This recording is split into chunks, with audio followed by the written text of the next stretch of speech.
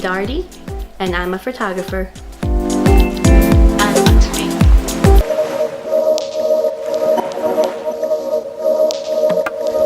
I believe I was about a teenager. My dad bought a digital camera, and I think it was about 3 megapixels. And I took it and went all around the yard and in the backyard and up and down the street, and looked up at the trees and flowers, and that's when I was like, wow, you can see something totally different through this little lens and this little machine, And then after that I got a Canon like S10, the small little Canon pocket camera, and I would stick it in flowers and on the ground and underneath cars and all kinds of things like that, trying to just get different angles, and I was just amazed at what you could see when you did it that way.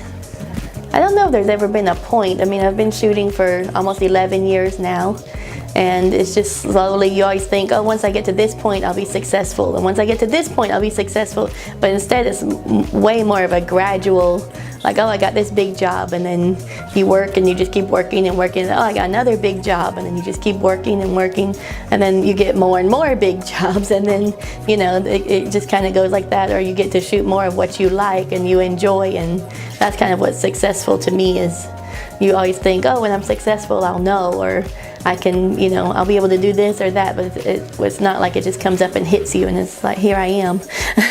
It's more of a gradual, and so there's been a couple of jobs I'm like, really? They wanted me? And I've been like, oh, okay, and we loved your work, and so stuff like that made me feel very professional. When you started, was there something that you thought was your goal that you wanted to be, like, that's the marker, that's when I'm successful? I wanted to do it full time and be able to make money, support myself, husband, our kid, when we had one. We didn't have one when I first started. And I've been doing that now. And then in 2010 or 2011, when the tax incentives really came through, that's really brought a lot of business to Atlanta. It's really helped us a lot with our economy and our entertainment industry here. And so that just brought a whole bunch of work to the photographers, and we've all reaped the rewards from that. But it's just been great to have a steady income, a steady flow of clients, be able to work on the days that I want, take care of my son, do things that we like. To me, that's being successful. It's like just having your freedom, being able to do what you enjoy, make a steady paycheck, and then I get to connect with people, most days, which is a lot of fun too. Well, when I started, I wanted to be able to shoot fashion and be in a magazine and be like, look, I was in this magazine. But then the more I've been shooting, it doesn't always happen that way. And also, you need more steady income than just 1 or 2 magazines a month. So I was really shy when I was younger. So for me to do headshots, I never thought I would enjoy it or like it, but I really do like connecting with the people one-on-one as we're shooting, and it's usually me and them, or me and them and a makeup artist. And so we just have fun. We're very calm, very, we try to make it a very positive environment for the younger clients, especially. Try to promote positive body images, just try to promote uniqueness, and everybody's different and everybody is beautiful in their own way. And that's what I try to show through my photography. I love for people to tell me, I've never had a picture that great of myself, or my whole family wanted this picture you took of me, or I'm going to cherish this picture forever. And so it's like you showed someone how great they could look. Conversely, what's one tough thing about photography that's maybe not your favorite thing to do, and if you could avoid maybe doing that, it would be that one thing? Weddings. No. I am not a wedding photographer. I don't like the stress of weddings. I did it when I first started, and I shot 3 and I was done. I remember I shot one and the bride didn't want to come out of her bridal suite, and I was like, if you don't want to come down to get married, there's some other issues here, something like that.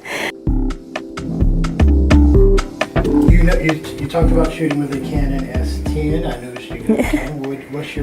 What camera do you shoot with now? Right now I have a Canon 6D. What would be your choice of weapon? Usually for my headshots I use my 85 1.8, but usually when I travel I use my 24 to 105. Can I take those too? Don't make me choose between my babies.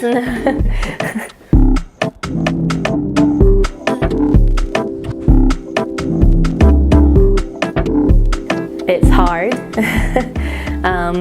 I've really only been doing it full-time about 8 years now, but I worked 3 part-time and did this part-time as well, so for the 11 it's added up now, but probably just, you know, keep grinding, keep working. It'll all work out in the end, even if you don't feel like it will. All the late nights will work out. You know, you don't need to worry so much about every little thing. Like, it will all work out, I promise. Or what I see a lot on, I'm part of a lot of different photography groups, and I'll see so many photographers take a job and not be prepared. Like, they don't have the lights, they don't know where to go shoot it, they don't have a white background. Like if some company called them and they had corporate headshots on a white background, they would go in the group and say, hey, where can I buy a light? Where can I buy a white background? I took this job. Why would you take the job if you don't have the equipment? Like, that's something I never, ever, ever did. Even if I had the equipment, I would call or write them back and say, let me double check what you need and make sure I have what I need to do that for you. And if not, I will refer you to someone else. It's always better to build a little network of people you can trust and work with and refer to other people than do a bad job.